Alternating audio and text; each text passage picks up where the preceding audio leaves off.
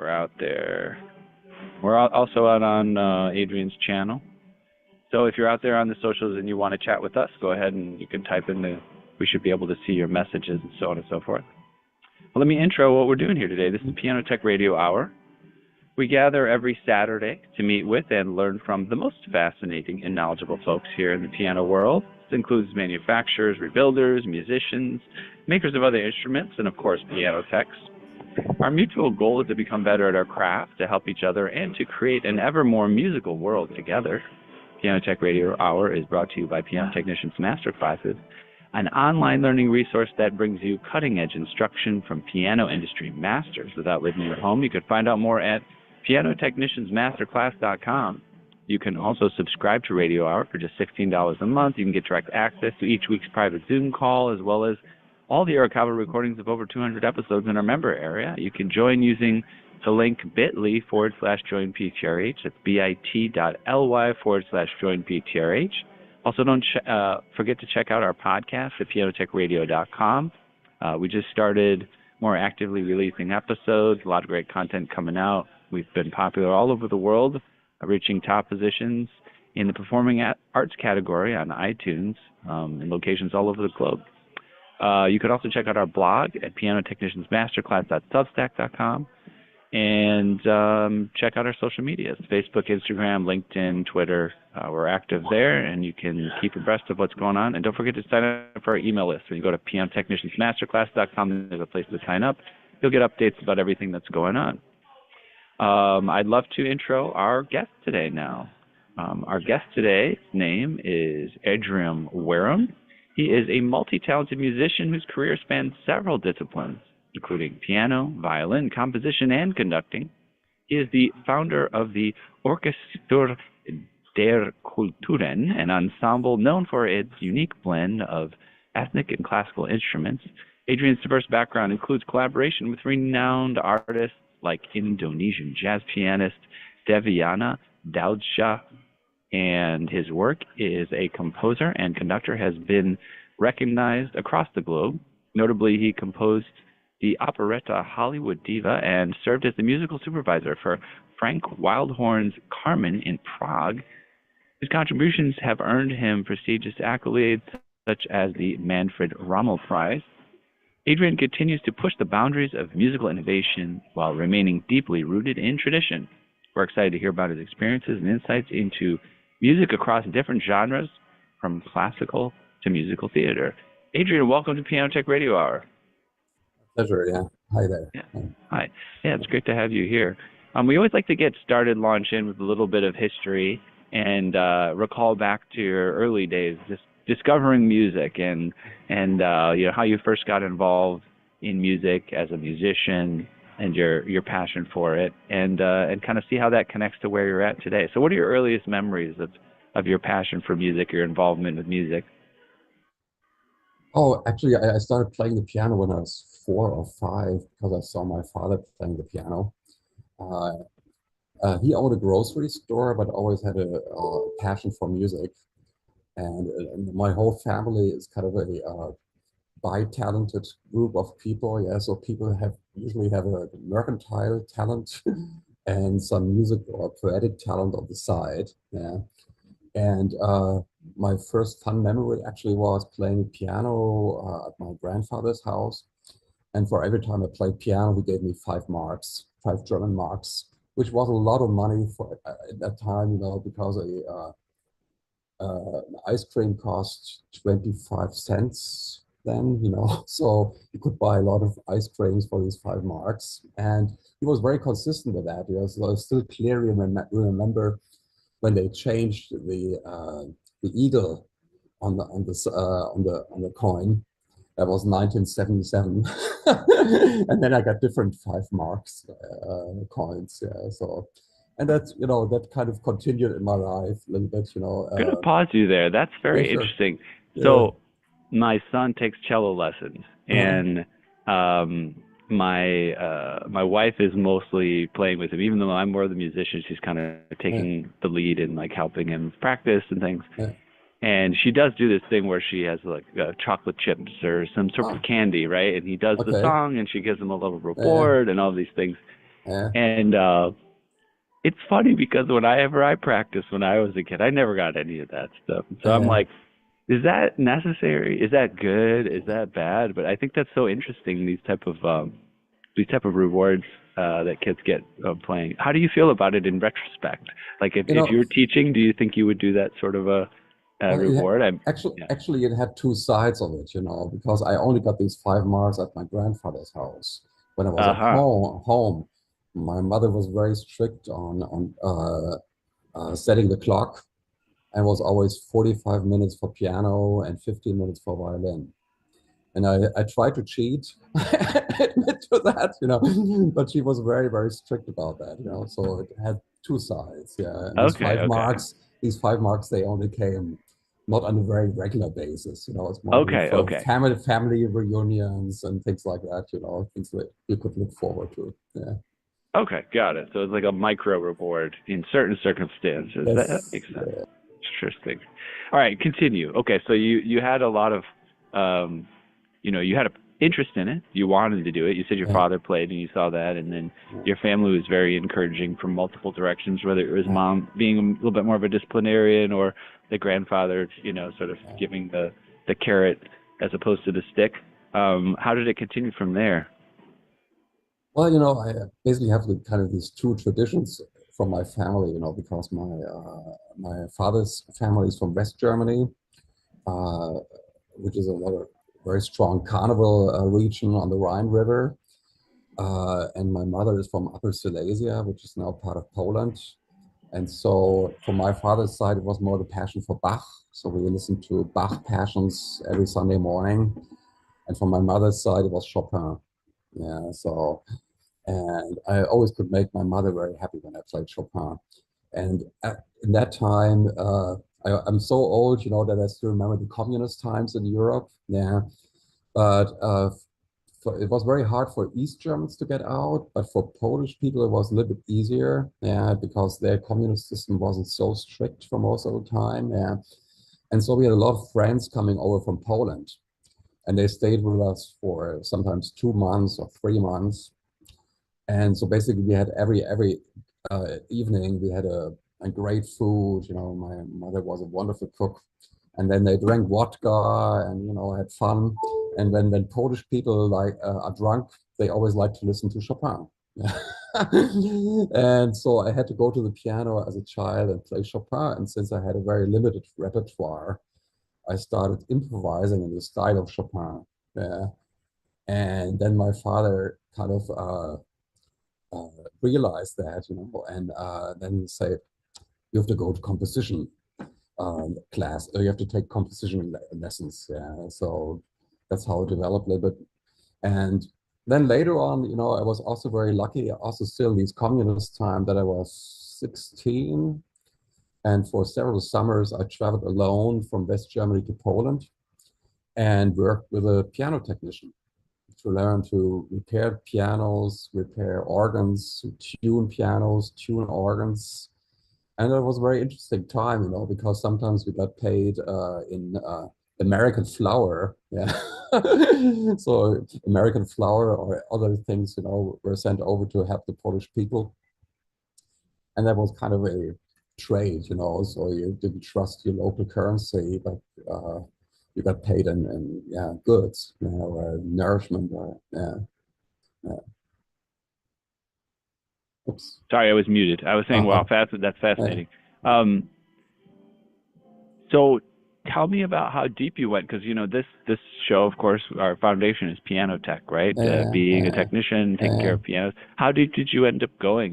Did you you learn to tune pianos? I guess did you learn to do any repairs or regulations? Has any of that stuck with you, or is that kind of distant history? Yeah. Yeah, I mean, at some point in my life, I think it was 10 years ago, I sold my piano tech tools, yeah, because I never became a really good piano tuner, yeah. And when I can repair little things, yeah, and also regulate, yeah, but I don't have really the practice, yeah. So, but it was very interesting for me to work on it, and also I also love the organs, to climb inside on the organ and to discover how it all works. And it was also interesting in that time, even in Poland, they had horrible socialist pianos, and the mechanics were almost all the time West German. Yeah, so you had always distinguish, what makes a good mechanic on the piano.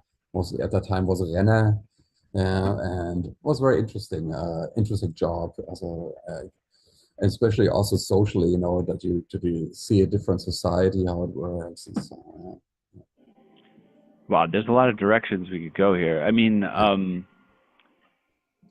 I would love to hear about because I feel like I've only talked with a few people about this, but do you have Mhm. anything to say about the transition from music in, in the communist socialist systems versus music outside of it? Oh, Before and after kind of thing. Yeah. yeah. When I was living constantly there, so of course my knowledge is maybe a little bit superficial, yeah. But in that time, as in the East, also in East Germany, generally in Eastern Europe, the music had a very high value, yeah, even more so than in the West, yeah. I mean, still in the West, after Woodstock, also in Europe, yeah, when music was very important, especially for young people. But in the East, it became almost like a religion, yeah. So when young people were trading LPs, yeah, like I mean, you really had to get kind of Western currency to buy them, yeah, and it was very, very important for them. And for me, it was interesting to see, because I mean, people always long to be in the West, but they still have a different attitude to a lot of things there. When I worked in Russia, for example, yeah, I started working in Russia was 12 years ago. Yeah, you still can see today, that in Eastern Europe and Russia, the value of music is much higher even today. Yeah, and also especially also all kinds of art, I think, as for me, one of my pictures that stuck in my head, is sitting in front of the theater in St. Petersburg in the summer, and some young girl, beautiful girl, of course, with short skirts, reading Gogol and Tolstoy. Yeah, yeah, and it was still already the age of the smartphone. Yeah, and also when I opened my operetta Hollywood Diva in St. Petersburg, I was expecting to answer the same kind of questions like journalists ask in the West or in Central Europe, like Germany and Austria. Yeah. But in Russia, most questions were about the music, not about the staging or the story even. I mean, they asked, of course, about the Russian stars, but then a lot of questions were about the music, and uh, it has a great importance. You could also see that in the theater, that the young people came to the theater and posed in front of the piano, yeah, or pretended like playing the piano, and then a friend took a picture of them, yeah. And that's how I learned to love Russia. It's maybe an unpopular thing to say today, but Eastern Europe and especially Russia is a great cultural nation, and you can feel that even today. Yeah, yeah. What do you think accounts for that difference? Is it a deeper connection to history, or like a more of like a conservative approach to culture?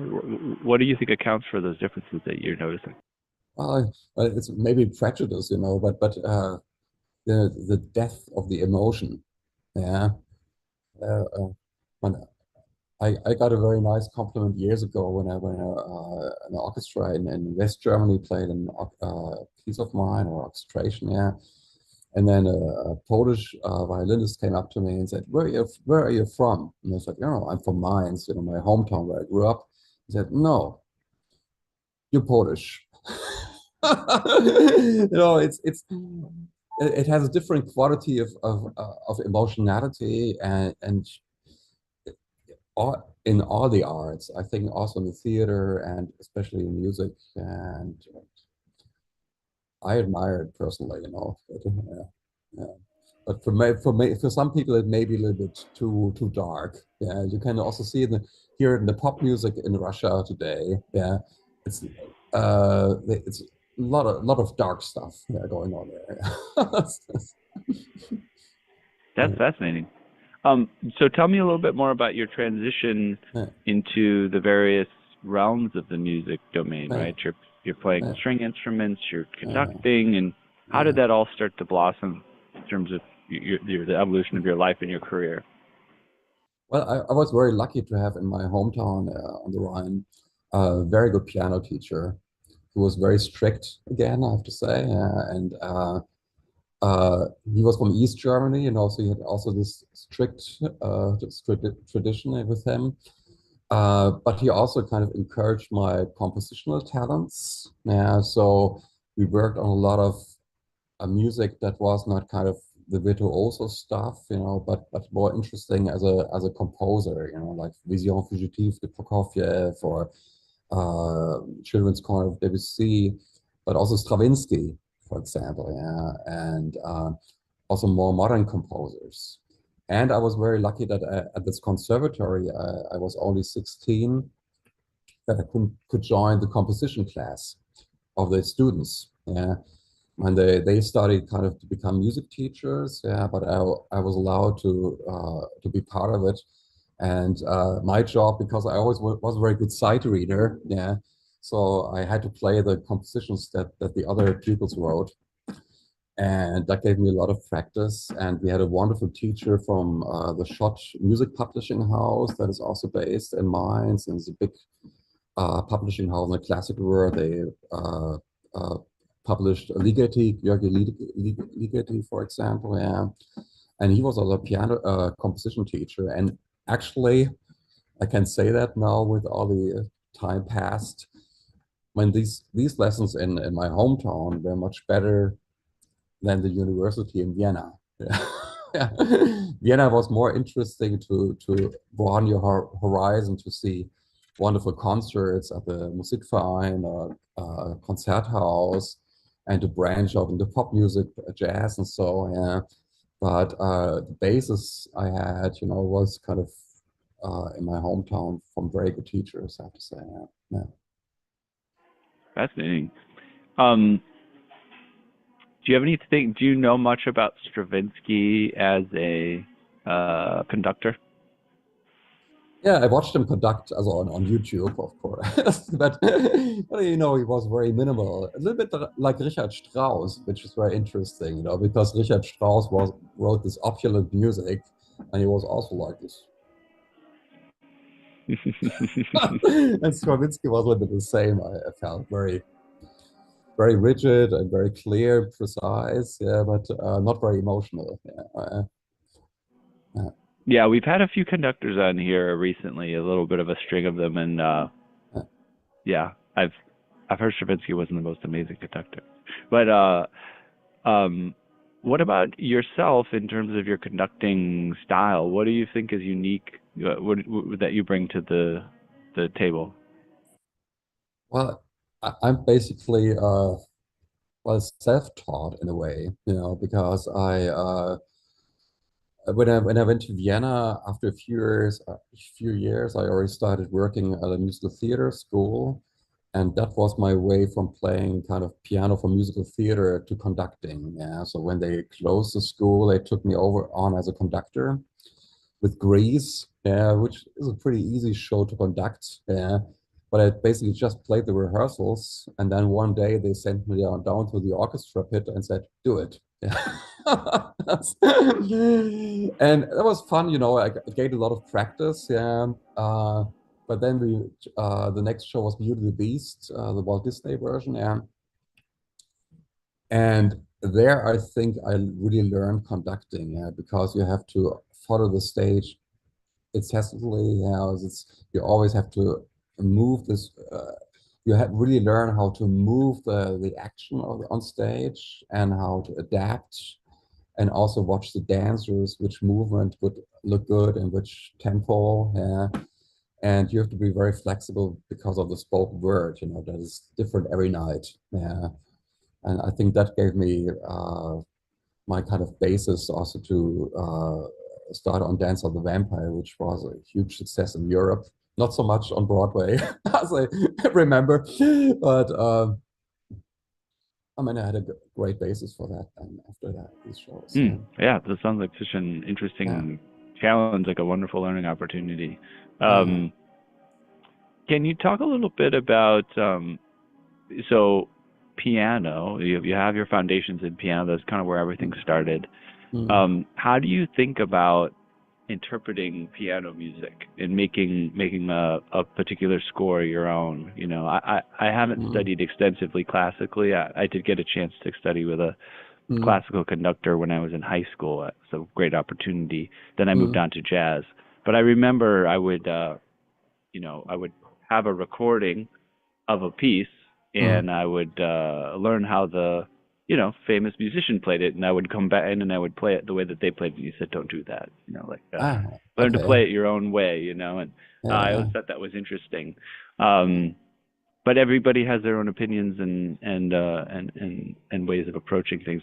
How do you suggest folks approach making piano music their own? I suppose it's even different for different genres and different yeah. composers.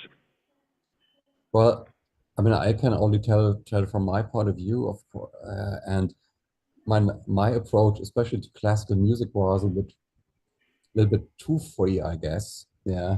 So my piano teacher always discovered that I was kind of playing some different notes from the original. Yeah. And when I started accompanying singers, I also started adding or changing some notes with classical songs by Beethoven or Schubert, I have to admit, to make it more orchestral or make it more fit my style. Yeah. And of course, in modern classical, let's say in the modern approach to classical music, this is all very verboten, forbidden, because you always have to think, oh, we have to follow the genius who started it all. But in a way, I feel it's it's not, also for me, it's not the right approach. I feel much more as I'm not a great pianist as Franz Liszt, yeah, but his approach to music, yeah, is maybe a little bit more similar than to mine. Yeah, basically taking, Franz Liszt took Ständchen by Schubert, yeah, and he made it his own fantasy. When Schubert is very, and Liszt started adding, he started orchestrated basically on the piano, yeah, and then he used also themes by older composers, and just used kind of the basic material and went to a different planet with it, basically, yeah. And that's how I also like to work. For example, I did a version of Ave Verum by Mozart, because of course of my name. But I started with a solo singer who sings this song, and then I wrote a new part, with cajon solo that's almost like a hard rock feel, yeah. And also, I think that many people in classical music here, at least in Europe, don't think that I write classical music. Yeah, but for me, it's classical music. For me, it's just the same tradition, actually. That how composers in the 19th century, but also in the 18th century, looked at music and music of other composers. Yeah, and today is a little bit too rigid, I feel. Yeah, yeah. And we always train people, to perform right and perfect, but not to be creative with it. Yeah, Yeah, uh, yeah, it's funny. Um, I'm very improvisational in my own mm, style, in a mm. lot of things. Sorry, if you see my hand waving around, there's like a fly that just Ah, okay. insists on That's, landing on this microphone constantly. mm, Um, but yes, I'm very improvisational in my style. I like to learn, the way things are supposed to be done, quote mm, unquote, as well. mm, But it was funny. I had an interesting moment. Uh, at the moment, my significant other, she does not like to eat my cooking, mhm, mhm, and she will kind of. I think it's. actually pretty good. But she'll make these comments like, "I follow a recipe." You know, yeah. Uh-huh. Oh, you have to put the right amount of the. There's a Yeah, reason that you have the ratios and the different yeah, ingredients and things like that. yeah. And I appreciated that comment recently, and I've been following recipes more. But at Mm-hmm. the same time, I feel like it is there's something special and magical even about the tiny nuances. Once you know Mm. a recipe, just think I'm going to add a little bit more salt, or you Yeah. taste it and you go, you know what, like let's add some cumin or whatever. You add Mm. some thing because it's coming from your Mm-hmm. own inspiration, right? So that's just my style. But that's kind of funny. Yeah. I think it's also interesting, as I've said, watching my son learn an instrument too, because Mm. I'm also trying to connect back to those, remember back to the time when Mm. I was supposed to learn the way to Mm. do it and Mm. playing in a very strict way, and this is how you're Mm. supposed to do this, this is how you're supposed to hold the bow, and this is, Mm. and it's also very important. Um, but I feel like at a certain point, once you've learned so much, there's a point where you disconnect a little bit from that. You have the basics, and you really want to expand and improvise and change things and be creative and break the rules. Absolutely. Yeah. Um, what is your style when you are just straight out composing? Is it what do you draw from in terms of your inspiration? What styles do you like to compose in, and so forth? Well, no, because of my influences from my childhood, as I told you about Bach and Chopin, and maybe the third influence was, we had an American occupation force in my hometown too, which were a friendly occupation, yeah. But so I always like enjoyed listening to AFN network radio, the American Forces radio, and I still remember listening to a lot of psychedelic music when I was 13, yeah. And that's maybe the other influence. So I always in my mind try to connect these influences from pop music with my classical upbringing, yeah. And the other lucky point in my life was, my father sold his grocery store when I was 7. And after 2 more years, he suddenly was a music teacher. Yeah. Like nobody knew how it happened, yeah, because he never studied music. But he's fake your way to the top, we like to say in our family. So suddenly he was a great music teacher, and he had to buy all the modern pop and rock music, and suddenly we had records with German punk music and electronic Bach and Pink Floyd and yeah, Carole King. I don't know. It's very, very diverse. Beatles, of course, Stones, yeah. And suddenly I had a much more interesting choice. And but in my mind, I always admired kind of the big forms in the sonata form or in the symphony.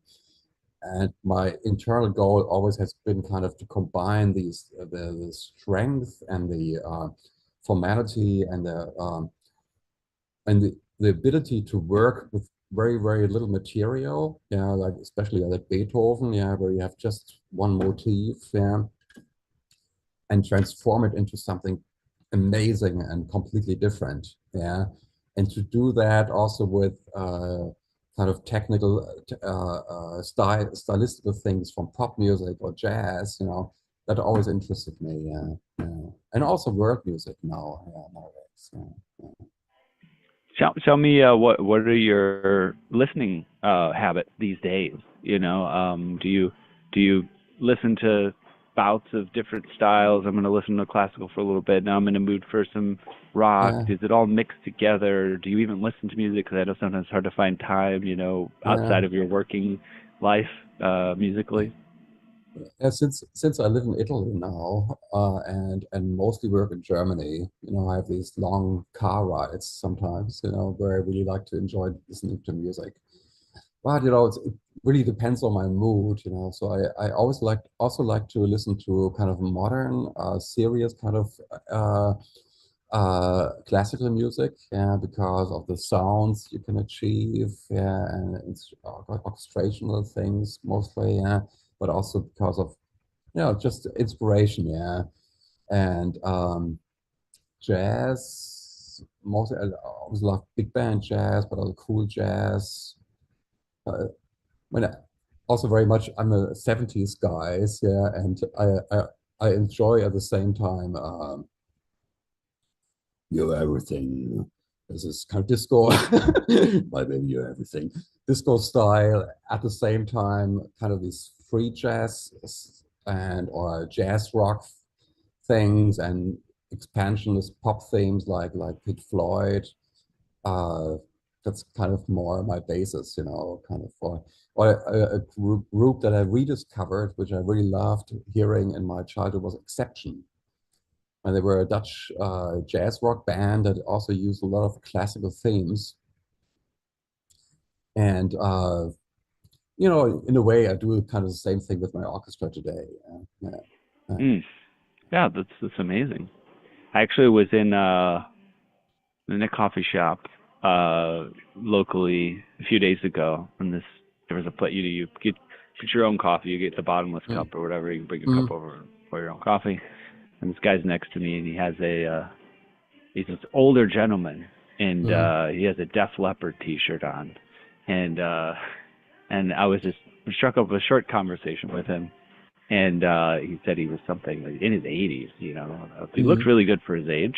Um, and I think I mentioned Pink Floyd. mm, I said, I know a guy that was playing saxophone for Pink Floyd. Very cool guy. His name's mm, Scott. I'll think of his last name. But he said, "Oh yeah, I used to, whatever. I used to see them here in the mm, city often." mm, And he said, "I used to sell them things." And then he walked away. I was mm. thinking, I think I know what he sold them. Okay. I also heard, gosh, where was I hearing this? It must have been a podcast or something about Pink Floyd and the point. I guess there was this very controversial point at which, was it Roger Waters left the band? Were you Oh, paying much attention to that? yeah, there was some political stuff as well, yeah, but Yeah, didn't follow it too closely, yeah. Yeah. he was Yeah. trying to basically own the music and saying the rest of the band couldn't play it anymore, and Oh, okay. ultimately they won like a legal battle that they could continue playing the music without him. Oh, okay. I think I heard it on the Tetragrammaton podcast with um, I'll think of his name. He's like Mm, Rick Rubin, famous mhm, record producer. I recommend the podcast. But yeah, this was such a versatile mix of taste that you have there. How do you recommend people? Do you have any go-to uh, recommendations if somebody wants to get into classical, or uh, orchestral music, but they're coming from the popular world or the rock and roll world or the jazz world or something like that? Do you send them to a certain mm, direction, or how do you think mm. about that? Ah, I haven't thought about that yet, actually, but maybe it's a good start, to I don't know, it's different for every person. I think it's mostly best, to just play them things that you think are really valuable and interesting, apart from your own musical taste, where you really feel like these are important works. Yeah. And because I think there's value in listening to Schoenberg or to Weber and Ligeti and Stravinsky and maybe also John Lord with the symphony orchestra. Yeah, so I think it's best to show kind of big diversity, yeah, or possibilities, yeah, that are or unanswered question by David Ives, yeah, yeah, because people tend, especially when you come, I think, from pop music, that some of the very popular works, and maybe it's a good try or a good idea, to show them that works that are really kind of broadening the idea of music in itself. And then from that, you can go back to a more commercial writing or whatever. Yeah, yeah, yeah. But you have an inspiration that goes way beyond your own experience. Yeah, yeah, Appreciate that. yeah. Um, Can you talk about when you're playing with rehearsals with like singers and Mm, dancers, and this is kind of like a whole behind the scenes aspect mm, of conductors and players, accompanists, and things like that. How mm. do you think about rehearsal time and how that's executed properly? Rehearsal time, yeah. Okay. Well,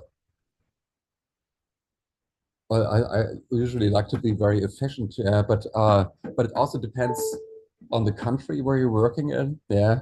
For example, with musical theater, which is kind of my professional background.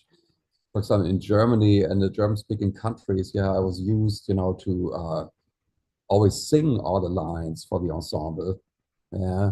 Also the tenor lines and the soprano lines, because you cannot expect everybody to read music really well. Yeah. But if you go to Russia, for example, and you just make like this, and they all know their music perfectly already. Yeah. Yeah. But usually, I always try to go, I don't know, it's hard to explain, because you try to give a solid foundation in the rhythm, also how you play the piano during the rehearsals, that people really feel secure, that they know where's my own line rooted in a harmony, where I can take the note from which line or which note that was before, yeah, so that they also know what is happening in the other lines. And then I I'm also very strict on holding notes. They say, okay, when you have a phrase, da, da, do, da, just hold that chord, and then we go on to the next chord if there's a difficult succession, yeah, of chords, yeah, so that you have really work on the intonation and don't be sloppy on that, yeah, yeah, And you had mentioned earlier a little bit working with dancers. yeah. Um, what's that like? What is it like working with dancers? How much are you involved? Is there a choreographer who's more focused on what they're doing and you're not interfacing much? Or is there Yeah. a collaboration between you and whoever's doing choreography? Or um, how does that work? How much interface is there, and how do you think about that Uh, collaboration? well, ideally, there should be a lot of collaboration. Yeah. So, uh, but for example, I wrote an opera. Yeah, when I worked based on a novel by Hermann Hesse, yeah, Narcissus and Goldmund. And when I worked with the director there and the choreographer, they basically took the music as it is. Yeah, because for them there was already so much drama in it and so much information that they could work with it easily on stage. Yeah, but I also worked in a very different style, like shows like Frank Wildhorn, for example, or also Dance with Vampires was not a great example, because there you had Polanski, Roman Polanski, legendary director. He was sitting in the rehearsal and he said, in the movie, Sarah, she was sitting in the bathtub and she was doing something like, ah, ah. And then you have the piano.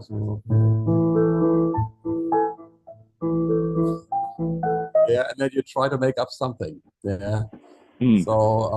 And then you basically develop the scene from a little theme that is given to you. Yeah. And that's more how you work with pop composers like Frank Wildhorn or just also Jim Steinman at the time. Yeah. When I remember I was doing also Dance with the Vampires in New York, which was, I think, still the biggest flop on Broadway after Spider-Man. But I had Jim Steinman with his whole entourage standing behind me, and then he gives just a little theme like, and then he said, make it sound like Wagner, Richard Wagner, Lohengrin, second act, third scene or whatever, and then you try to make it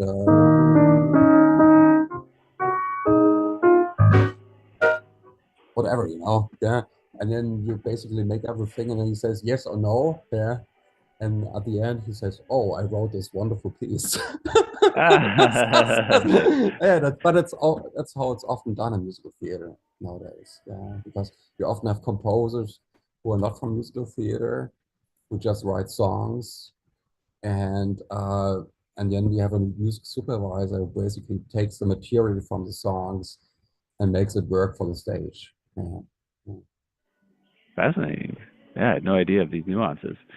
Um, by the way, I know we've been doing your sound without. We didn't set this up beforehand. Unfortunately, we're running a little Yeah. bit late. The original sound for musicians. Do you know how to turn that on easily in Zoom? Do you know how to set that Zoom setting or not?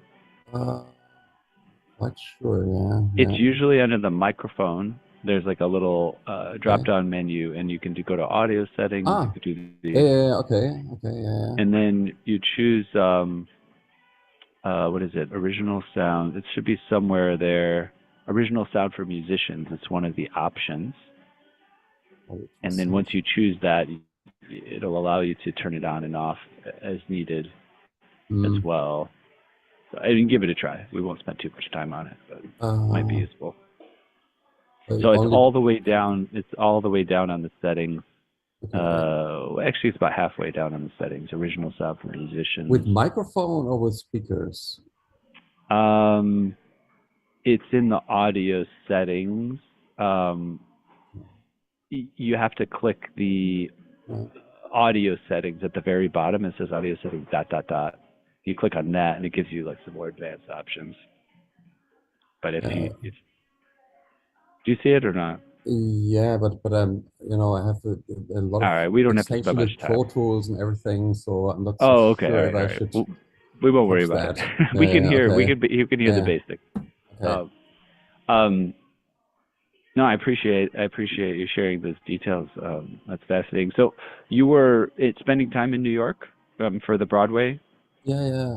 I did yeah, the show as we did, for example, Tears of Heaven. It was an original show by Frank Wildhorn. We workshopped first in New York and Mhm. then brought it to Korea, Mhm. where it opened Seoul. And Dance of Vampires I did completely in New York. And so we had, before that, we had the European version that started in Vienna, Mhm. but then moved to Germany and basically to everywhere in Europe, so from Russia to Spain and France, of course, also. But the Broadway version was very different because Polanski was not involved because of these old legal problems he had. Yeah. And so they had a new director who just had won the Tony Awards for Urinetown, I think, Tony Urando. And he brought along his choreographer, and they had a very, very different style. And so it was a very, very different show from Europe. Yeah, uh, which was not the most fortunate decision, unfortunately. Mm. Mm. Because, in Europe, the show just closed after 25 years. Yeah. Wow.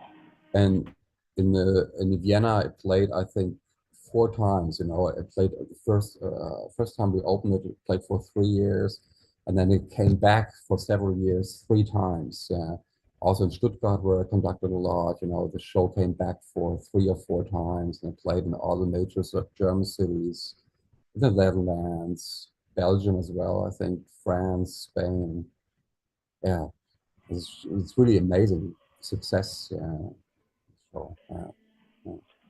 Tell me about your time in New York. How did you enjoy it, or did you how much time have you spent in New York total? Is it a matter of Yeah, months or it was years? a matter a few months. Yeah, yeah. Mm-hmm. And at that time, I was thinking about staying. Yeah, but I wasn't so sure about the show itself, and I was a bit afraid. I was a young father at that time. Yeah, so I was a bit afraid if the show closes early, I would be stuck with my family and 2 small children in New York without having any big connections or so.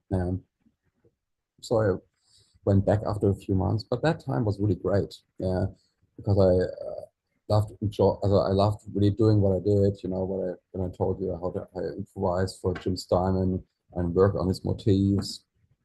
And also I worked with Michael Crawford. He was the kind of original Phantom. He was a big star of the show at the time.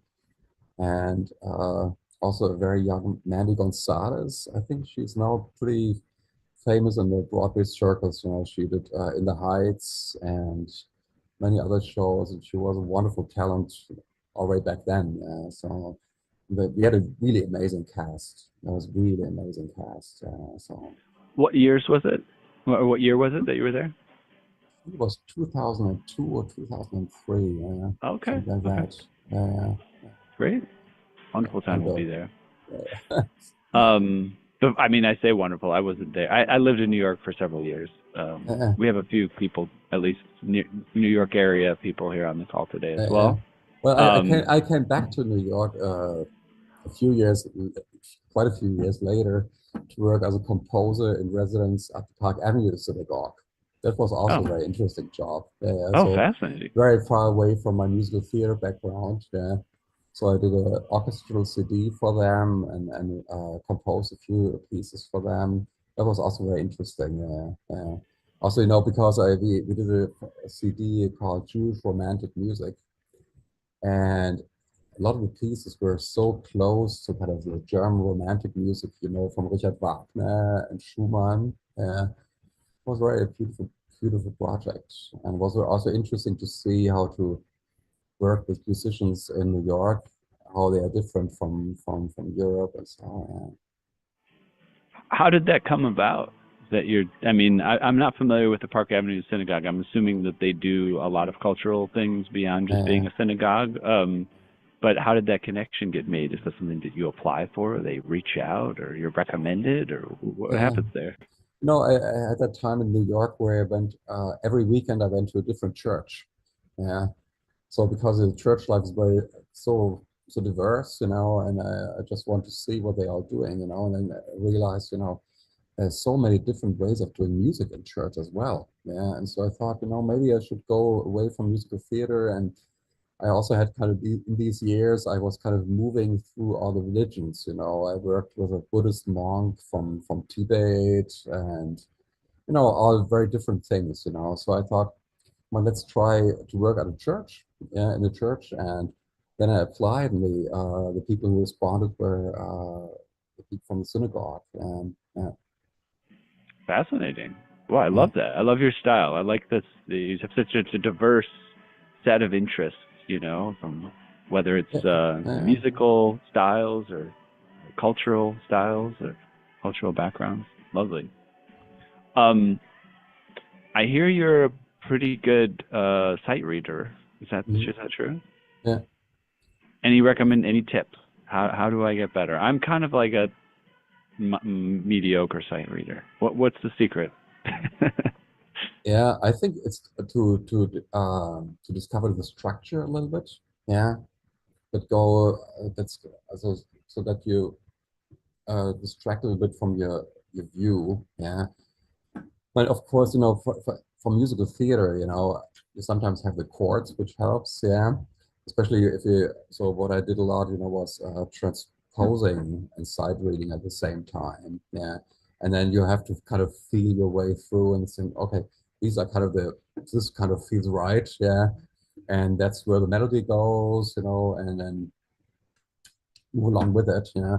But it's mostly, I think, a feeling for the structure of the music. Yeah, that you also feel if you understand the melody, then you feel where it really wants to go by itself a little bit. And then of course, you have to double check kind of, is this really right? Yeah, and then your styles. That romantic music. You would approach it in a different harmonical styles. So yeah. But that's what I always, try to look at the whole picture of this piece. Yeah. Now, and does that often happen and before you're actually playing it? So you kind of review the music and look through it for that, or are you kind of like seeing it as you go? Yeah, I'm mostly as I go. Yeah. But if I have a glance at it, I feel like, okay, I think this could be, something like this. That's guesswork. Yeah. What about if you have to transpose it? Is there a special hacks that you used to think about transposing on the spot? Because I know you have to do that sometimes with musical Yeah. theater and things like that. Well, as with Mozart already, the most important thing is the melody and the bass. Yeah. And then basically, if it's too fast to read it, you what what's in between. Yeah, that's how I do it. I think you should be scared, to offer some guesswork. Yeah. And if it's wrong, it passes by pretty quickly, hopefully. That's true. But yeah, and then you still have to fake, that's at least my experience from as an audition pianist. You have to fake a sense of security for the singer. Yeah, perhaps also in private lives, in the private life. Yeah, so that they feel kind of safe. Yeah, so even if it's wrong what you do, yeah, just pretend that it's going to be all right. I will find you again at some point in the music or later on. Yeah. Yes, I